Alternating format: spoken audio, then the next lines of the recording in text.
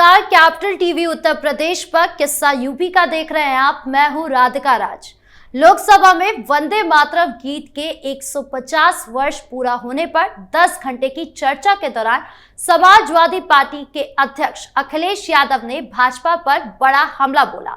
उन्होंने कहा, सत्ता पक्ष के लोग हर चीज पर अपना अधिकार जताते हैं। सत्ता पक्ष हर चीज को अपना बनाना चाहता है, चाहे वो उनके इतिहास की हो या ना हो।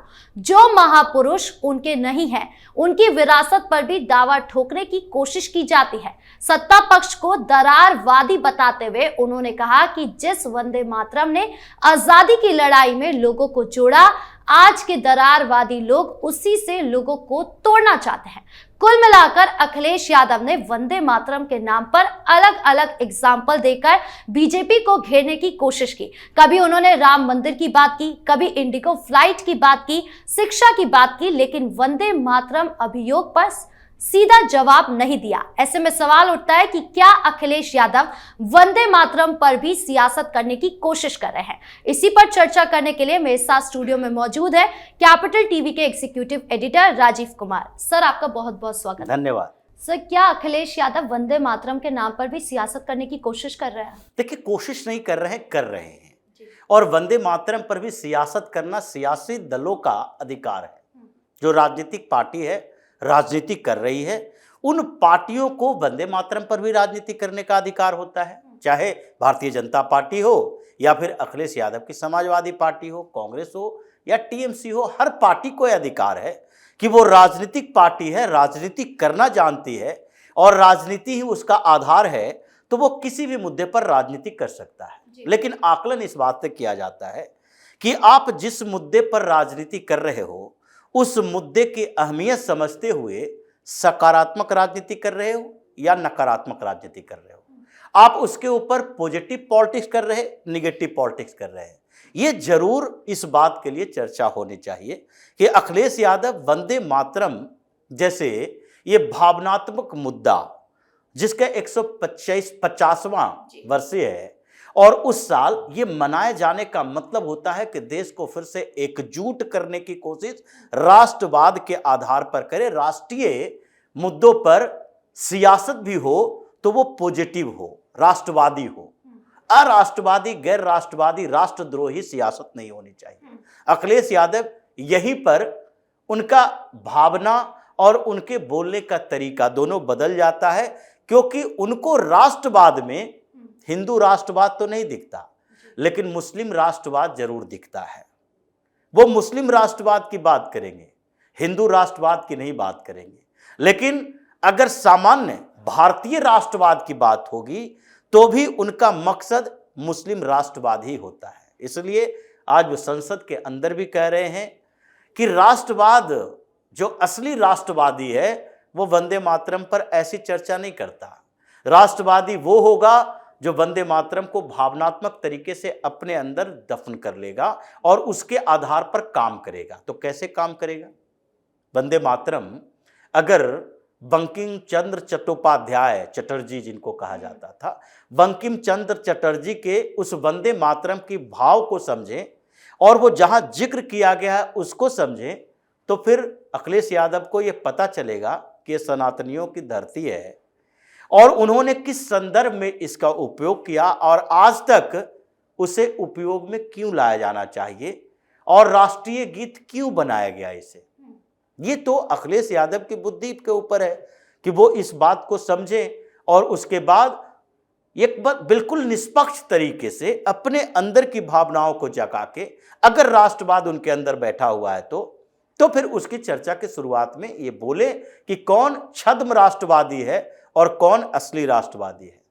ये अखिलेश यादव तय नहीं कर पा रहे हैं। अगर वंदे मातरम 150 सालवी गिरह बनाया जा रहा है तो उसमें उसे याद किया जा रहा है, चर्चा हो रही है, क्योंकि पीढ़ियां गुजर जाती है और पीढ़ियां गुजरते गुजरते किसी भी चीज की भावनाएं कमजोर होने लगती है। ये सामान्य स्थिति है, ये मानवीय तरीके हैं, मानव की सोच है। इसमें केवल एक मुद्दे की बात नहीं है, रिश्ते भी कमजोर होते हैं। ऐसा नहीं है कि बचपन में बेटे और बाप के बीच का जो रिश्ता होता है वो बाद में बदलता नहीं। और उसमें परिवर्तन नहीं होते हैं, फिर वो बाद में कभी जुड़ाव और ज्यादा मजबूत हो सकता है परिस्थितियों बस। ये कहा ही जाता है कि ऐसा नहीं है कि एक तरह के रिश्ते हमेशा चलते रहेंगे, उसी तरीके से मुद्दों के साथ भी जुड़ाव, राष्ट्रीय भावना, एक तरह से राष्ट्रीय भावना चलती रहे ऐसा नहीं होता है। वो भी कभी कमजोर होता है, कभी मजबूत होता है, कभी शिथिल पड़ जाता है, जैसे कि इन लोगों की सरकारों में शिथिल पड़ा दिया गया था। कांग्रेस की सरकारें रही, कांग्रेस ने सोच लिया आजादी मिल गई, अब सत्ता का उपभोग करना है, तो राष्ट्रवाद क्या होता है, राष्ट्रीय भावना क्या होती है, ये तो इन लोगों को शीतगृह में ले जाओ, शिथिल कर दो इसको, ताकि लोग मजबूती से ये पूछ न सके कि सत्ता में बैठे हुए लोग देश के लिए क्या कर रहे हैं, देश के बारे में क्यों नहीं सोच रहे, राष्ट्र को कितना मजबूत कर रहे हैं। इन लोगों का तो मकसद था छोटे छोटे ग्रुप्स में बांटो लोगों को, वही जो ब्रिटिश काल में चलता रहा कि फूट डाल के रखो और फिर उस पर सियासत करते रहो, सत्ता में बैठे रहो, राज करते रहो, और यही भावनाएं उस समय तक रही। आज अखिलेश यादव ये कह रहे हैं राष्ट्रवादी वो है जो वंदे मातरम को जीता है, तो राष्ट्रवादी तो वही होगा जो वंदे मातरम को जिएगा। लेकिन तुम्हारे सांसद जो 4-4 सांसद लोकसभा में बिठाए हुए हो, मुस्लिम सांसद है, क्या एक बार भी चर्चा में पार्टिसिपेट करने के लिए उसे बोलोगे? वही मोहिबुल्लाह बैठा हुआ है, रामपुर का सांसद, जिसने जिहाद के बारे में बोला कि जुल्म होगा जिहाद बढ़ेगा, और मुसलमानों के खिलाफ अन्याय हो रहा है, उसके ऊपर अन्याय हो रहा है, तो मुसलमान जिहादी बनेगा। वो वंदे मातरम की बात तो नहीं करेगा। ये दाढ़ी बढ़ाए हुए, टोपी लगाए हुए है। वंदे मातरम का इतिहास में झांक कर देखोगे, पता चलेगा, अखिलेश यादव को भी पता चलेगा कि कैसे मोहम्मद अली जौहर ने, जो राष्ट्रीय अध्यक्ष हुआ करता था कांग्रेस का, और उसके सामने कांग्रेस के अधिवेशन में जब वंदे मातरम बजाया जाने लगा, गाया जाने लगा, तो वह अध्यक्ष की कुर्सी से निकल कर चला गया। कैसे संविधान सभा में एक मुस्लिम अध्यक्ष सदस्य नेहरू के साथ मिलजुल कर, नेहरू बोल रहे नहीं, ये किसी विशेष समुदाय के धार्मिक भावना, मजहबी भावना को भड़काता है। संविधान सभा में ये इसकी चर्चा हो रही थी, तो उस समय तो पाकिस्तान बन चुका था, ये 1946 के बाद की बात है, तो उस समय तो पाकिस्तान की मांग स्वीकार कर ली गई थी। संविधान सभा बना ही भारत के संविधान बनाने के लिए, पाकिस्तान संविधान बनाने के लिए नहीं बना था। और उसके बावजूद भी आपने क्या कहा, एक धर्म विशेष के, मजहब विशेष के लोगों की भावनाएं भड़क जाएगी इससे, इसलिए इसमें काट छाट करना जरूरी है।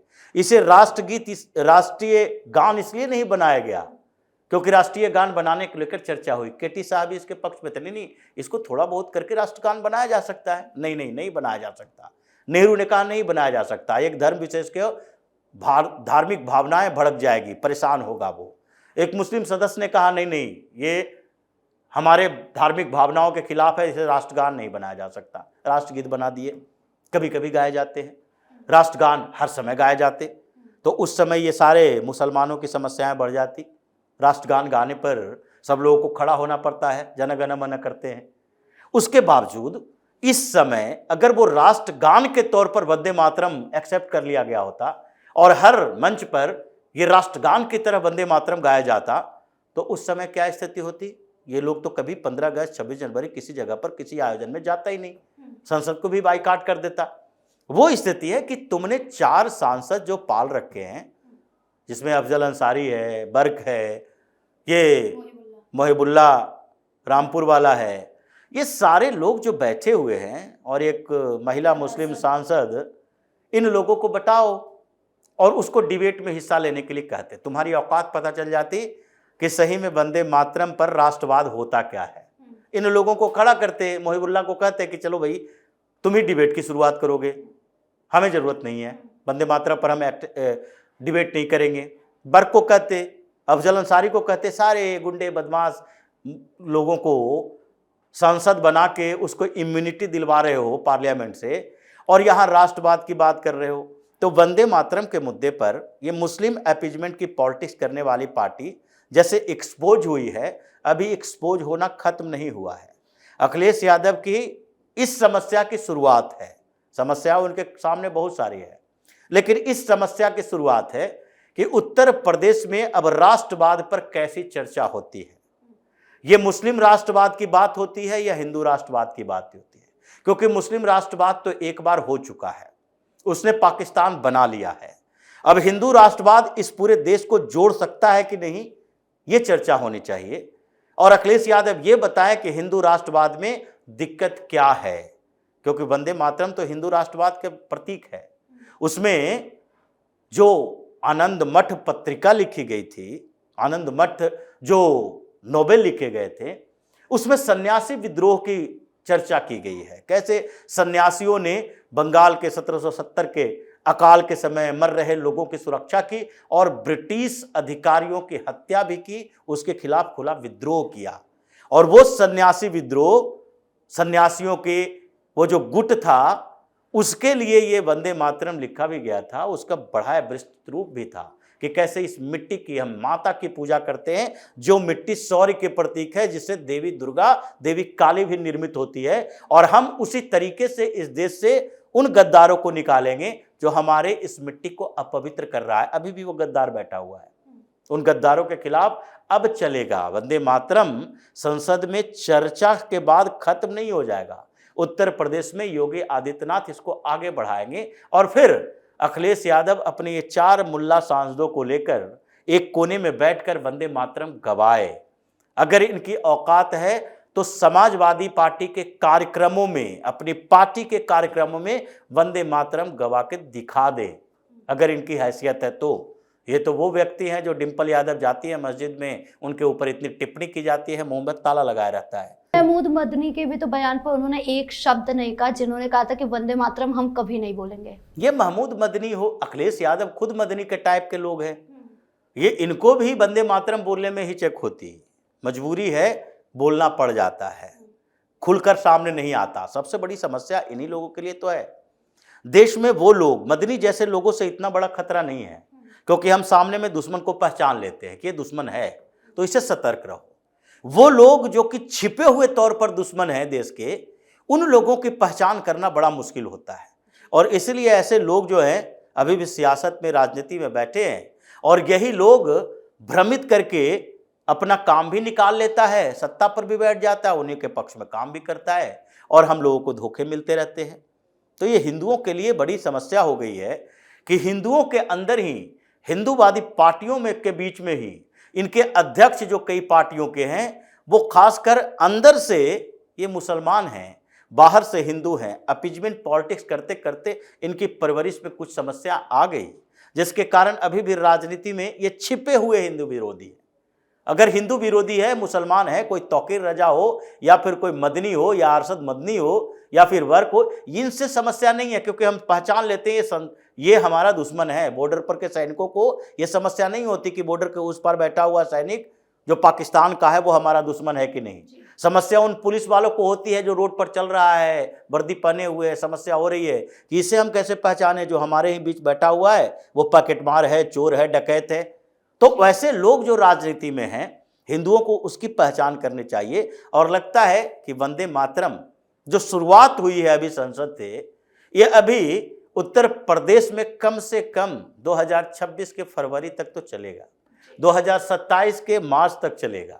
और उसके बाद स्थिति ये होगी कि अखिलेश यादव जिस मंच पर जाएंगे, जो इनके इर्द गिर्द बैठे हुए मौलाना रहेंगे, उसी मंच पर कोई वंदे मातरम लगा दे, क्योंकि वंदे मातरम राष्ट्रगीत है, राष्ट्रगान नहीं है। सबको खड़े होने की जरूरत नहीं है, सिर्फ सुनो और सुना के दिखा दे कि वो सारे जो मौलाना मौलवी इनके पास बैठे हैं, उनके बीच क्या प्रतिक्रिया आती है। इसलिए इन लोगों को समझना चाहिए, भारत और भारत का राष्ट्रवाद ये हिंदू राष्ट्रवाद से ही चलेगा। किसी दूसरे मजहब के धर्म के राष्ट्रवाद के आधार पर भारत आगे नहीं बढ़ सकता। जी, इस मुद्दे पर ज्यादा जानकारियों के लिए आपका बहुत बहुत धन्यवाद। धन्यवाद। तो अखिलेश यादव ने जिस तरह से बयान दिए हैं, इससे साफ नजर आ रहा है कि अखिलेश मुद्दे से भटकाने के लिए इंडिगो हो या शिक्षा की बात कर रहे हैं, जो ये दिखाता है कि सपा तुष्टीकरण की राजनीति से कभी बाहर ही नहीं आना चाहती। हालांकि इस तरह की राजनीति उन्हें हमेशा भारी पड़ती है। तो इस खास शो में इतना ही। कैसा लगा वीडियो कमेंट बॉक्स में जरूर बताएं। वीडियो को लाइक करें, शेयर करें और चैनल को सब्सक्राइब करना ना भूलें। धन्यवाद।